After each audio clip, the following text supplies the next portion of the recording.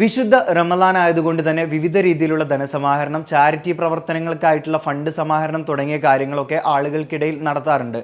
എന്നാൽ ഒമാനിൽ ഇത്തരത്തിലുള്ള പ്രവർത്തനങ്ങൾ ഏത് സമയത്ത് നടത്തുമ്പോഴും അത് നിയമാനുസൃതമായിട്ടാണോ എന്ന് ഉറപ്പുവരുത്തേണ്ടതുണ്ട്.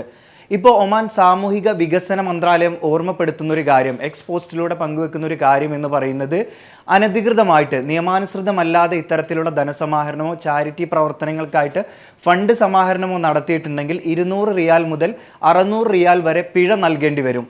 അതുകൂടാതെ തന്നെ 3 മാസത്തിൽ കുറയാത്ത തടവ് ശിക്ഷയും അനുഭവിക്കേണ്ടി വരും. ഇനി ഇത്തരത്തിലുള്ള ധനസമാഹരണം നടത്തിയിട്ട് ഒമാന് പുറത്തേക്ക് അയക്കുകയാണെങ്കിൽ, ഇപ്പോൾ ഉദാഹരണത്തിന് പറയുകയാണെങ്കിൽ വാട്സപ്പിലൂടെയൊക്കെ ഫണ്ട് സമാഹരിച്ചുകൊണ്ട് നിയമാനുസൃതമല്ലാതെ ഫണ്ട് സമാഹരിച്ച് നാട്ടിലെ ചാരിറ്റി പ്രവർത്തനങ്ങൾക്ക് അയക്കുന്ന ആളുകൾ ഉണ്ടായിരിക്കും.